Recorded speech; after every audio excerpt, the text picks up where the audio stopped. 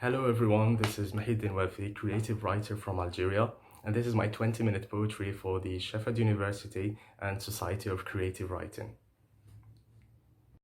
I started writing in January 2019, and it was never about poetry when I started. It was mostly for fiction writing, and but I got into poetry when I really was astonished by a poem from William Blake, and the poem was called The Poison Tree.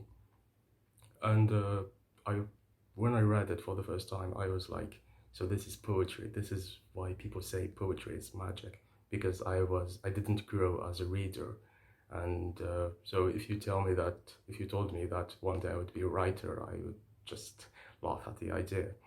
But yeah, now I guess I can just call myself a writer and flatter myself. Although many people would shy away to the idea of calling themselves writer and much less poets. So the first poem I'm gonna read is I called it Six Syllables of Feelings because it was 6 syllables long, and the reason why I want to read this poem because it's I guess my first acceptable poem that I wrote, and it's not as good as my other poems, but this one is quite dear to me, and you can notice that it has some familiarity with a poem by William Blake, which is called Auguries of Innocence. So yeah, that's when I was really inspired by him. 6 syllables of feelings. Tweet to me, little bird, being held in a cage, shackled in your own words, praying God for his rage. Bleat to me, little lamb, do you fear for your life? Have never seen a ram beneath a butcher's knife. Beat for me, broken heart, how long since she has left? Just beam for one new start, it hurts when you're bereft. Rise and shine, dazzling sun, they scorch us with their flames and gas, yet you're the one that we foolishly blame. For how long will we live? For those feelings we give, spending silver and gold for the feelings we hold. Feelings to keep or leave for those who don't believe. Feelings to bear and fear for those who hold them dear.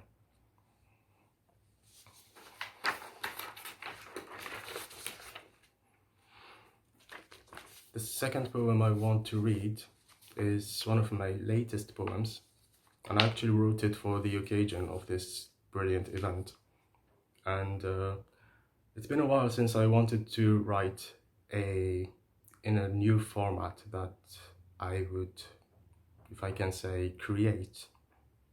So this format is called Cantum because I wrote 100 syllables in total, and it's 12 syllables long, 12 lines long, sorry. And yeah, the rhyming scheme is quite complicated, but yeah. Greed, Cantum number 1. What comes of mortals with a soul that feeds no starving guts or clothes no homeless man in need at all? We kneel to greed, whichever steals our creed. It quickly hunts and takes control before a conscience may oppose. How sad it is, we neither dwell upon nor mourn the love we had, but heed the tales the devils tell.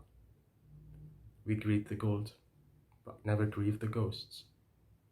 It only fuels the pits of hell. It only makes the heavens sad.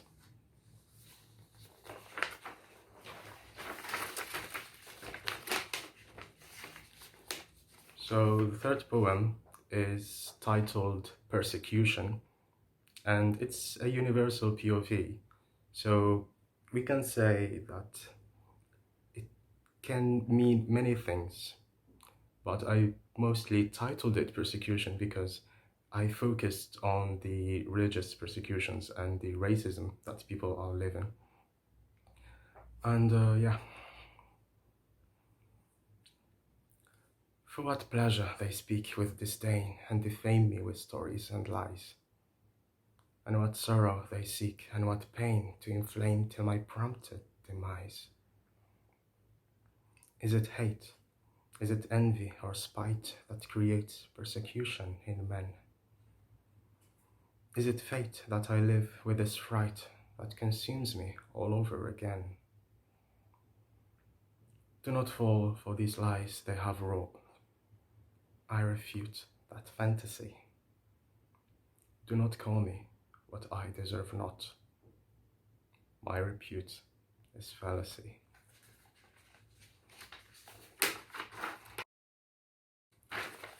Okay, so this one is one of my favorite poems. Many poets and songwriters have written a poem about their mother, and yeah, I guess those feelings bring the best of us. My stardust. How many nights my sobs and cries have peeled you off your cozy bed. I must have caused those heavy eyes with every tears that mine have shed. You'd stroke my hair with great finesse and sing and hum that mellow strain. One tear the less with each caress, and love would triumph over pain. Your soul's the deepest ocean, your heart's a golden monastery. Your smile's my favorite potion, and your voice is poetry. The infant, somewhat blithe, had grown with puckish laughs and impish japes. But every time I felt alone, I'd feel your love in all its shapes. And then there came my adolescence with less mischief and noisiness. You'd watch and help me learn my lessons and scold me for my laziness. And now, a man, I'll make you proud, so you must worry nevermore. And you, my queen, I say aloud, will be my love forevermore.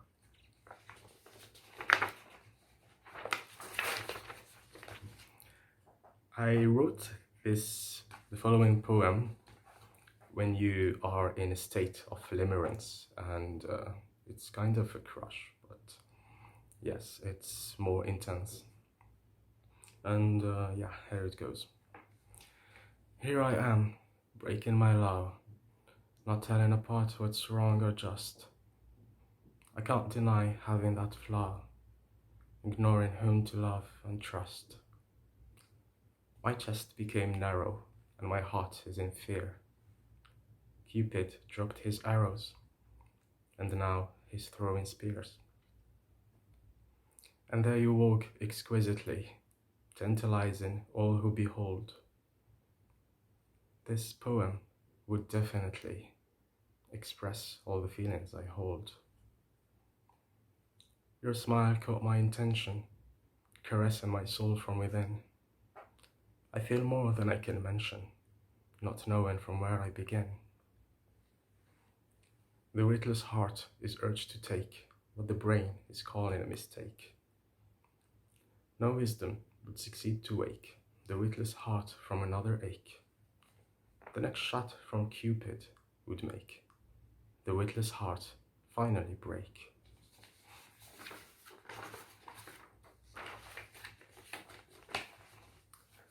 The next poem I wrote for a friend, and it was in a period when I loved writing sonnets, especially Shakespearean sonnets. So yes, this one is my sonnet number 3. And yes, my friend is called Jasmine. So yeah, I wrote a poem because she has been very motivating and encouraging ever since I've known her. My humble garden on a day of spring, one flower of all flowers caught my eyes. A little jasmine filled with joy that brings the morn before the dazzling sun may rise. Amid the rustic dills and daffodils, the little jasmine's gleam outshines them all, and with a scent of glee that chills and fills my soul with thrills and wills and skills withal. And shall I pluck and take that dreamy friend? There are no thorns to make my fingers bleed, though I am struck with chills I cannot fend, that blooms my garden's soil with precious seed. With little jasmines always gleaming white, I cheer upon that ghostly heaven light.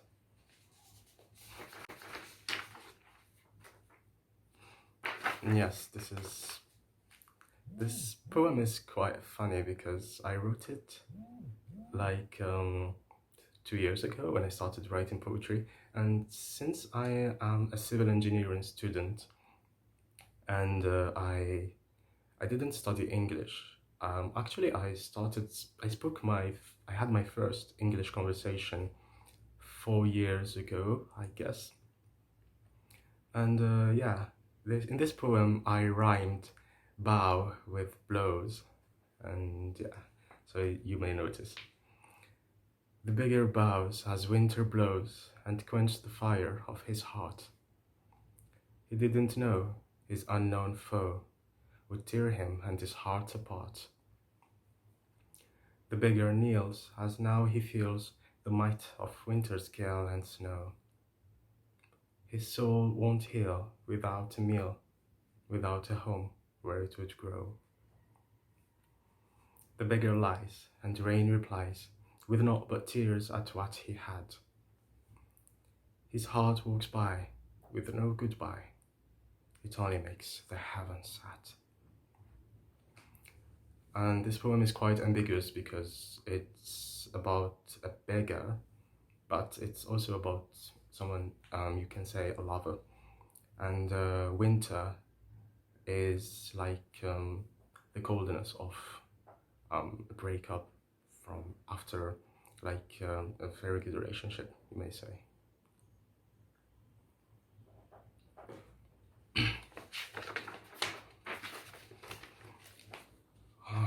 I hope I won't get emotional in this one. I wrote this poem when my grandfather passed away 2 years ago, and it's one of my first 20 poems, I would say. It wasn't 2 years ago, it was a year and a half ago, and yeah, but I will do my best. I still love this poem. It's one of my favorites because poetry brings the emotions, rather sadness or sorrow. Yeah. Grief and woe. It is I who sing and mourn like a bird in every morn. It is I who miss my sight like a bat in every night. It is dark in night and day. None can take my woe away. It is sad in day and night. Endless tears and matchless fright. Days will pass, but joy won't come, and sorrow makes my soul grow numb. Days are long, but life is short, and souls return to heaven's court.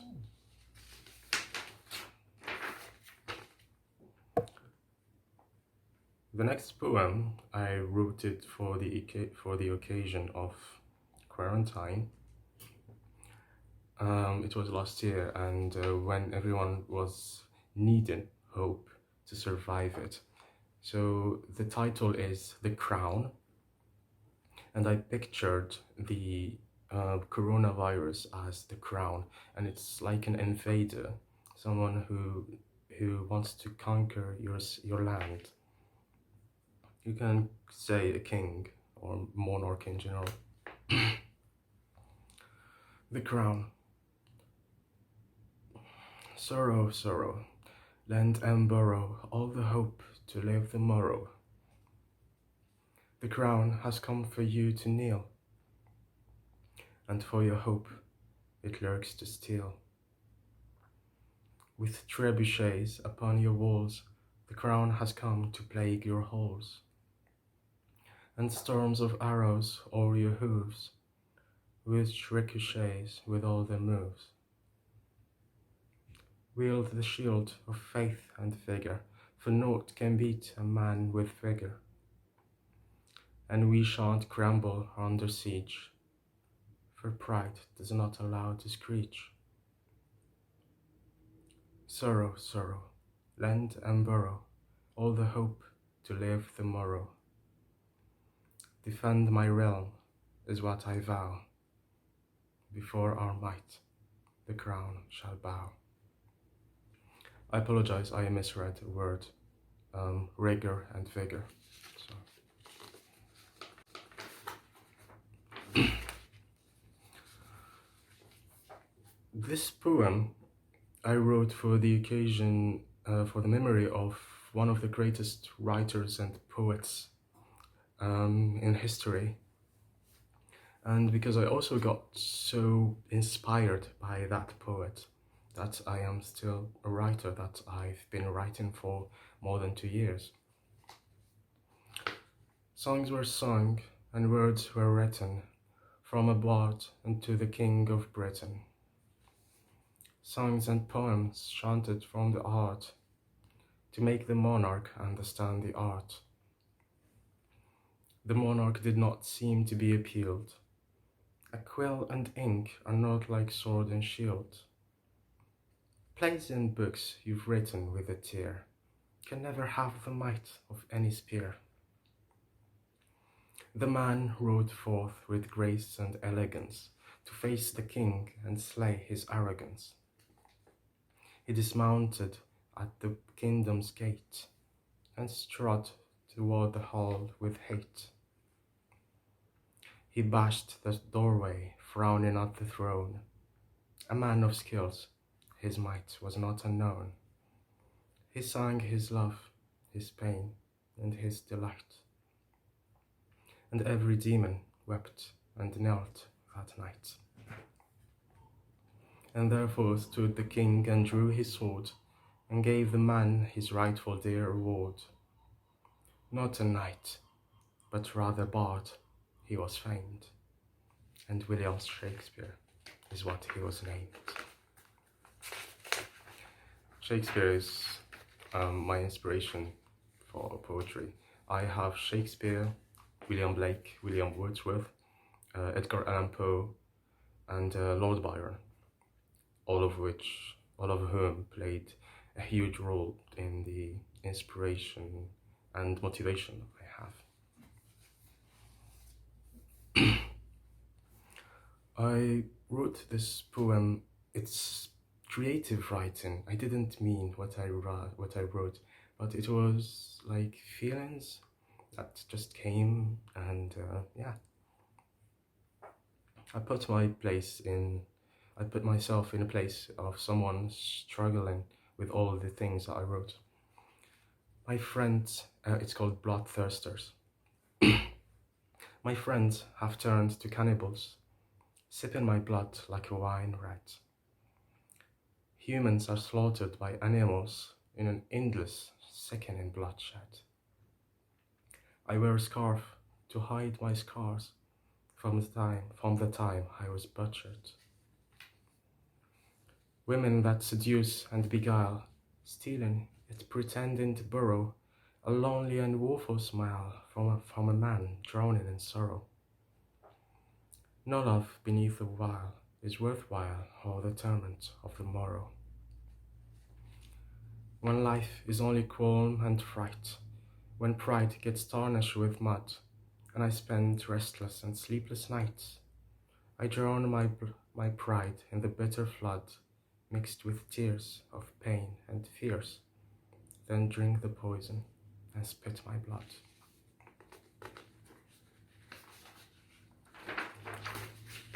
Okay, I once wrote a short story with a great friend of mine. Her name is Sabren, and it was about a queendom, and the king kills his sister, his twin sister, to get throne from her. It was a fantasy short story, and there was a griffin and everything. It's my fifth sonnet, so yeah. Red hands stay red beneath a golden glove. Dead minds stay dead beneath a stolen crown. No heart can beat or sing if absent love. No man can veil his sin from heaven's frown. There screeched a griffin high upon the crest, and grieved the saintly soul the queendom wept. And now the land was cursed and never blessed, for every oath the prideless hasn't kept. It matters not how down the morning eyes, how down and dolorous the king has been. For neither greed nor all the whispered lies could urge a man to slay his queenly twin.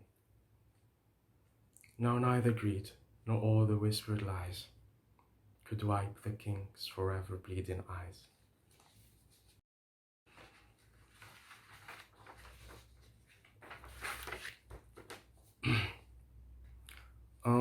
This poem, it's also creative writing, and I wrote about a widow that lost her husband, and I just imagined everything and I wrote it.